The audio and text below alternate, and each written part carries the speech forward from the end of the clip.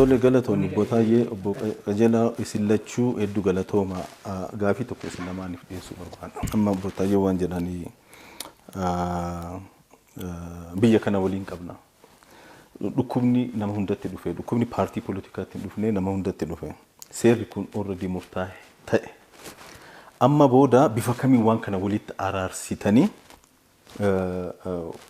waliin hojjechuun danda'a. Gara hammeennaatti osoo hin ta'in gara furmaata dhukkuba kanaaf. Dhukkubni kun mataa isaa ittiin hin dhufne, dhukkubni kun rakkina diinagdees qabatee dhufe. Lubbuu namaa balleessa. Namni akka hin sochoone godhaa jira. Soo kanarratti maal jettanii obbo Qajeelaa sanarraa eegala? Tu gara sanatti waliin isa fuulduraa sana irratti waan jedhini ammuma murtii namti kun mormine nuti fudhanne jechuudha. Fudhanne murtii kana maaliif qaamni waan kana murteesse qaamuma tokko. Manni marii bakka bu'oota uummataa, manni marii federeeshinii paartii tokko irraa tolfame. Beekamaadha kun obvious. Amma ofii isaatiin ofii murteessuun irra hin turredha. Amma namni tokko aangoon hin kennama malee ofiin hin murteeffatan. At least qaamni biraa tokko beekamtii kennuufii qaba yookaan hayyamuufii qaba yookaan mee akkas godhi itti fufii jedhama malee ofiitiin hoggaa murtaa'u sunii politically fudhatama hin qabu. Demokrasii irrattis balaa fida. Demokrasii mani ijaarra jennu kanarrattu dhiibbaa qabaataa jennee sodaan. Paartiin tokko waa hunda dikteet godhaa deema ta'e aadaa akkasii yoo ijaaraa deemne pireesidansii hin taane muuxannoo hin taane keenye bara kaan akka ta'eera bara kaan akkasitti darbame jedhameeti kun deebi'ee seera ta'a mataan isaa yeroo tokko yeroo rakkinni dhufu aadaa hin taane lafa keenya deemnaa jechuudha. Kanaaf akkaataan itti deemame sun tokkoffaa raash godhan yeroo hin jira amma seepteembaritti amma August dhumaarratti yeroo bal'aa qabna suuta jennee waan kana murteessina bilcheeffataa itti haa deemnu jenneeti. Murtiin amma fudhatame kun sirrii miti ammayyuu teenya political dialogue goonu. Obbo Taayee maal jetta? Qaama tokko wanni jedhani waan fudhatama hin qabne jira. Heeruma kanaa gaafa inni tumamu warri hin hirmaanne jedhu jira. Warri hirmaate illee immoo dhaabbata barbaachisu hin hirmaanne beekamaadha. Garuu maaliin waan qabnu irraa kaanu jennee qabannee kaanu. Wanni fooyyessinoo jiraate deemsa keessa fooyyessaa deemnaa jechuudha. Seera filannoon ittiin geggeeffamu mana baree bakka bu'oota uummataatiin baase. Seera kanaan mormine obbo Qajeelaan. Eenyu baase seera kana mana maree bakka bu'ootaati. Eenyutu achi keessa jira? Qaamummaa isaan jedhan kana. Gaafa isaan alaa galan illee mootummaa jiru kanatu waliin dubbatee seera shororkeessummaa silaa isaanitti duraan taasisan akka ka'u godhe. Manni maree federeeshinii immoo keeyyata 61 I think muraa tokko jalatti wanni bakka sanitti jedhu bakka bu'oota sabaaf sablammoota biyya kanaati. Manni marii federeeshinii sun murtii kana kennu. Sanii alatti immoo yaada murtoo kana dhiyeesse gumii qulqulleessituu heeraati. Gumii qulqulleessituu heeraa kun eenyu? Durataa fi itti aanaa mana murtii waliigalaa biyyaatti tokko nama lama jira. Ogeeyyii seeraa beekamoo amanamoo nama 6. Nama 3 immoo mana maree federeeshinii keessa jira jechuudha. Kanaaf amma kun mana murtiitiin ofiif wal qixxeedha. Namiifuu waan baamsu miti jechuudha. Amma instituushinii ijaarraa jennee gaafa yaannu waan jirurraa amanaa yoo deemne malee kanaan duras mana murtii isa amananiituma itti jiran. Mana murtii kana kan hundeesse mootummaa kana. Poolisii amma jiru, raayyaa amma jiru, hanuma duraan jirutu hundeesse. Waan keessaa fooyyessinu fooyyessaa amannee isuma fudhannee itti deemna malee ganaa tokko innee jalqabuu hin dandeenyu. Kanaaf gara fuulduraa wanni jedhamaan political dialogue goonaa wanni jedhan. Political dialogiin waan amma aangoo wal qabatee akka amma isaan duraan kaasan sanitti gurmuu tokko uumnee mootummaarraa immoo aangoo seera baasuu fuunee paarlaamaan kun bittinnaa'ee ka jedhu hin ta'u. Maaliif hin taane haalli amma keessa jiru tokkoffaa koovidiin mataan isaa haala muddamaati. yaaddoo jijjiiramuu danda'a yeroo jijjiirametti murtiin jijjiiramu isa wajjin qabeenya biyyaati irratti riisoorsii biyyaati irratti nageenya biyyaati irratti han murteessu qaamni olaanaan yoo jiraachuu baate rakkoo ta'a jechuudha. Raawwachiiftuu qofti seera kanaan dura jiru qofaan deemnee hin dandeenye. Biyya weeraramuu dandeechi hin beekamu sun. Wanni mallattoon tokko tokko mul'atus jira waan ta'eef. So yeroo akkasiititti paarlaamaan bakka hin jirretti biyyi jibuu danda'a jechuudha. Kanaaf qaamni seera baasu kophaasaa qaamni seera raawwachiisu kophaasaa jiraachuun hin ta'u. Isaan wajjin immoo marii yoo jedhan hin mari'anna. Maal irratti mari'anna? Dhimmi waloo baay'ee jira. Silaa mari'annee nurraa tolu.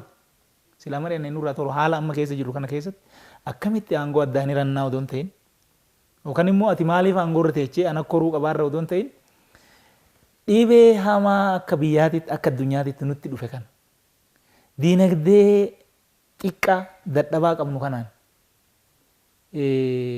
instituushinii fayyaa rakkisaa qabnu kanaan eenyu eessatti maal qarqaarreetu uummata kana baraaruu dandeenya waan jedhu irratti odoo mariin ta'e odoo yaanni ka'uus kana ta'e maal gumaachinaa odoo jedhanii kun baay'ee bareeda. Dhimmoonni biraas wanni irratti mari'annu jiraachuu hin danda'a. An kana jedha. Hedduu galatoomi. Waa'ee marii ilaalchisee nuti dhimmoota adda addaa kan biraa inni ajandaa baay'een jiru. Inni yeroo biraa continuously paartiileen mari'ataa deemu. Dhimmi nuti amma irratti mari'annu waanuma amma jedhame kana waanuma amma murtii darbe kana reconsider akka godhamu akka teenyee waliin haasofnu particular ajandaa kanadha kan hin jennu waan aangoo qooddachuu nuti mootummaa keessatti dhannee qooda fudhannaa jennee hin gaafanne. Lammata immoo mootummaan amma jiru kuni tarkaanfii akkasii fudhateera manni marii akkasii fudhateera judishariin kana godheera jedhu jurisdikshinii isaanii keessatti godhan. Isa sana irrinuma isaa wajjin fudhannee deemaa jirra. Garuu biyyoon September waan ta'u irratti murteessuu hin qabanidha kan nuti jedhaa jirru. Jurisdikshinii isaanii bara isaanii gadaa isaanii keessatti hir'ina isa qabaatanii mormii irra sarrattaa qabaannu waan godhaniiru waan adda addaa murteessaniiru heerri filannoodhaa murtaa'eera seeronni garaagaraadhaa riifoormii ta'aniiru riifoormeeshinii sana keessatti qulqullina guutuu qabaa hin qabu in deemtasa siistema sana keessatti fireemworkii sana keessatti garuu waan fiicharii egeree biyya kanaa keessaa September booda waan jiru teenyaa haasofnuudha nuti gaaffiin keenya. Gaaffiin keenya kan itti aanu ceehumsa kana milkeessuudhaaf garaagarummaan ijoo addi bilisummaa Oromoo mootummaa kana waliin qabu maali? Furmaatis maal jettan gama keessanii? Addi bilisummaa Oromoo gaafa biyya galu hundumaayuu mootummaa kana wajjin hojjenna mootummaa naannoo Oromiyaa. Paartii gaafa sana maqaa ODPtiin naannoo Oromiyaa keessa socho'u wajjin closely hojjenna. Dhimma Oromoo dantaa Oromoo irratti waliin dhaabbannaa jennee walamantaa akkasiitiin dhufne.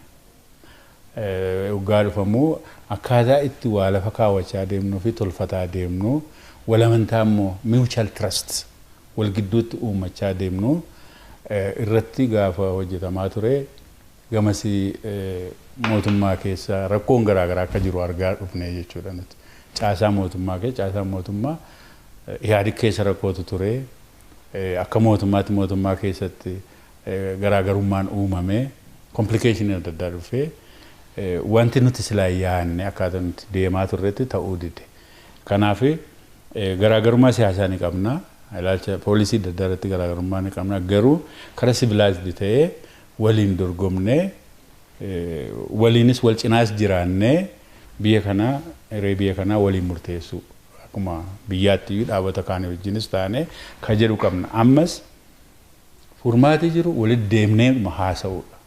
Teenyee tokko lama jennee rakkoo biyya kanaa rakkoo ijoo isa aadaa poolitikaa biyya kana keessatti wal shawwaduu wal dudduuba waa biraa godhuu kophaa deemuu kophaa waa dhuunfachuu kun hafee waloodhaan teenyee akka tolfannu karaa garaagaraa yaalleerra akka Oromoottis akka biyyaattis mana marii paartiilee jiran achi keessaanis yaalii godhaa turre mootummaanis achi keessa jira paartiin biyya bulchuu kan naannoo Oromiyaas gaaddisa jenne yaallee waan adda addaa yaalaa turre kun maaliif nageenya naannoo Oromiyaa fi biyya kana akka mirkanaa'u waliin irratti haa hojjennu jennee qabxii 14 akka Oromootti iyyuu paartiileen Oromoo qabxii babbareedaa gurguddaa irratti walii gallee kana implementi godhuu waliin wanti nama dhorku jira nutti hin fakkaatu yoo addaan fagaachuu fi wal baqachuu yoo ta'e malee ka jedhu qabna nuti. Botaayee paartiin keessan paartiin badhaadhinaa sadarkaa federaalaatii sabaaf sablammoota biyya kana keessa jiran hunda hammatee itti gaafatama sadarkaa olaanaatti biyya kana keessatti fudhatee paartii biyya kana bulchuu keessatti paartii qooda guddaa qabu. Sabootii adda addaa waliin argitee gurmuu ijaarratee dhaaba badhaadhinaa ummatoota Itoophiyaa kana hunda hirmaachisu warra ammaan dura dhiibaman hunda walitti qabee biyya kana bulchaa jira. Garuu paartiin badhaadhinaa ilmaan paartii siyaasaa ilmaan Oromootiin ijaarame qabsoo keessatti yeroo dheeraaf qooda kennaa turan waliin hojjechuu maal isa rakkisa? Jalqaba irratti waan duraan ka'e sani. Waan duraan ka'e tokko maal inni caasaaleen mootummaa amma jiran manni maree federeeshinii isaa ta'u kan gadaa isaaniiti alatti waan fulbaana achi hojjechaa jiranii waan jedhu sun gadaa isaaniiti ala hojjechaa jiran. Akkamitti gadaa isaaniiti ala hojjetini manni maree federeeshinii aangoo heera hiikuu qaba. Yoom har'a.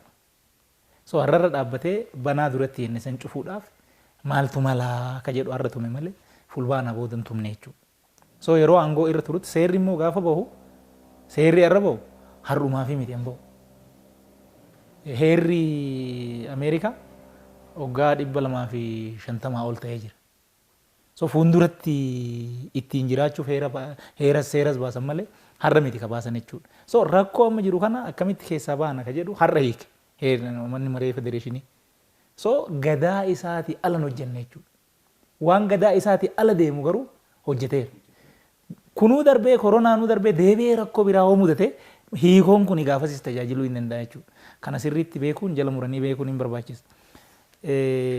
Akka waliigalaatitti warra qabsoo Oromoo keessatti qooda fudhatamu wajjin hojjechuu maalti isin dhoowwe ka jedhu sadarkaa duraatitti garaagarummaan duratti obbo Qajeelaan kaasan sun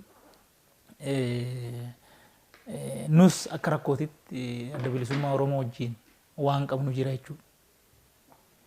Amma yaa dhugaa walitti yoo himan gaariidha. Bakka bakkatti namni yaa wal shawwaduu duratti jedhan sun hin jirti. Addi bilisummaa Oromoo gaafa asmararraa dhufu genuinely qabsoo karaa nagaatitti galuudhaaf murteessee dhufe moo mitii ka jedhu gaafii qabna jechuun. Marrajaa gaafa san qabnuun tarsiimoo sadii qabatanii dhufan. Tokko leenjii waraanaa itti fufanii babal'isanii lafa qabachuun jira. Lammaffaa caasaa mootummaa keessa infiltreet godhanii tajaajila mootummaan uummataa kennu akka dadhabu gochuun karoora. Siyaasan immoo gurmaanii ayyama fudhatanii waan kanaaf kabarii gochuun immoo hin jira jechuudha. Maaliin achi keessa wanni jiru? Botaa chirran naa dhaabda. Boqa jee lamaan jetta kanarratti. Lakki hin finne. Mee sitti deebi'a. Akka gaarii sitti deebi'a. Boqa jee lamaan. Kana baay'ee maalin jiniyuu kanaan dura waggaa tokko lama jennee haasofne irraa miidiyaa biraa irratti ejjennoo keenya ifa goone irra nuti. Tarsiimoo nuti qabnu tokkuma qofa. Qabsoo karaa nagaa, qabsoo poolitikaa kanuma wal falmaa jirru magana.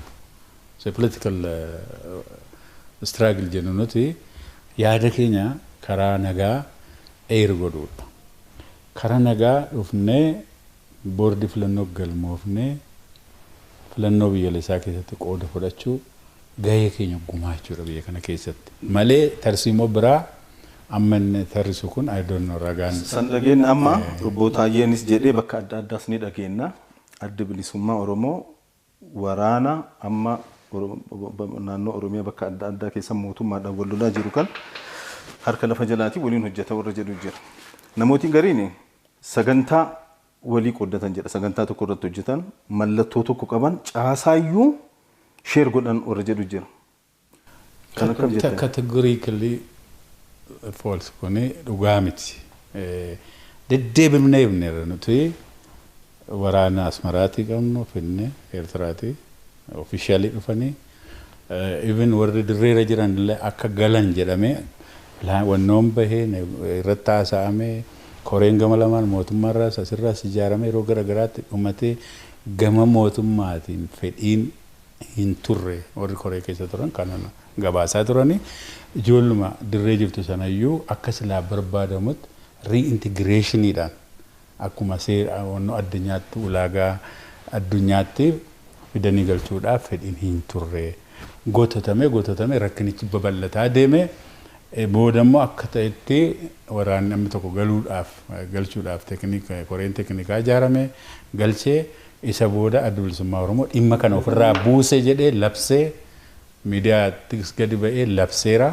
Kana yeroo hundaa keessa deddeebinee Boris Iftaanis isa kana garaagarummaa keenya madda garaagarummaa keenya isa kana yoo goone walitti nun fidu waan nun ilaallee nutti achi as nutti harkisuu ta'a hin jedhanii. Yaa amma dubbiini yaa wanni jedhanii fi wanni ta'anii gargar ta'a biyya kanatti rakkoon yaa obbo Qajeelanis durattuu kaasaniira. Baatii sadii keessatti aangoo qabannaa jedhamee yeroon itti murtaa'e 2011 keessa ture. Lammaffaa waraanni gaara jiruu hiikkatee haa galu jennaan eenyutu nama hiiksisa jedhanii ayyuu dureen isaanii ejjennoo fudhatanii ani hiikkatus hin jiru ani hiikkachiisus hin jiru biyya keenya ofirraa ittisnaa hin lollaa wanni jedhamee jira. Waraanni gaafa san ture yaa kanuma isaaniiti jechuudha. Acknowledge ka godhan. Gixxiin dirqama goonetti dirqama ta'eet abbootiin gadaa hedduu deemaniit sanuu abbootii gadaatti kennine hin galchinuu jedhameet sunuu wanna seeraa wajjin wal faana hin deemne qaama abbummaa irraa hin qabne qaama waan san kileem godhuu hin dandeenyetti kennamee deeme. Waanni erga nuyi harkaa waliin qabnu jedhamee boodallee nuyi keenyaa miti waraanni kun gaafa jedhanillee keenyaa mitiin jenna yoo san jechuu baanne boordii filannoo irraa hayyaman argannu kanaafuu karaa jalaa waliin hojjenna gubbaadhaan immoo keenyaa mitiin jenna karaa jedhuun ka deeman akka mootummaatitti dimokiraasiin biyya kanaa ittituu qabaa. Waraanni kaleessa walii wajjin deemaa ture koostiin biyyi kun kaffalaa baay'ee guddaadha. San keessa deemuu hin qabnu jedhamee baay'eedha ka obsamaa ture. Ammallee wanni kun waan irra deebi'ee ilaalamuu qabu. Malee paartiilee Oromoo wajjin maaltu waliin hojjechuu siin dhoowwe ka jedhu waliin hojjechuu waliin dhoowwe hin jiru. Sadarkaa mootummaatitti hirmaatee aan hojjechaa jiru jira. Paartii ta'eetis gurmaa'ee bakka wal tumsuu qabnutti wal tumsaa bakka wal mormuu qabnuttis wal mormaa garuu waan san seeraan gochaa aan wajjin jirru jira jechuudha. So hirmaachisummaa irratti wanni itti komatamnu hin jiru. Akkuma obbo Qajeelaan jedhe immoo marii baatii 5 waan akkanaa fixeen ejjennoo irratti walii galee qabna ture. Qabxiilee 14 15 akkanaan bahe. Qabxiilee san keessa tokko olaantummaa seeraa kabajuu olaantummaa seeraa kabajuus kabachiisuus waan seeraan ala deemu irratti ejjennoo wal fakkaataa qabaachuu tokkummaa uummata Oromoo irratti ejjennoo wal fakkaataa qabaachuu uummata Oromoo gama hundaanuu gama hawaasummaatiin gama diinagdeetiin impaawer gochuu irratti tokko ta'uu paartii garaagaraa keessa jiraachuu hin dandeenye akka nama dhuunfatittis alas keessas jiraachuu hin dandeenye kanarratti wajjin hojjechuu wanni jenne jira.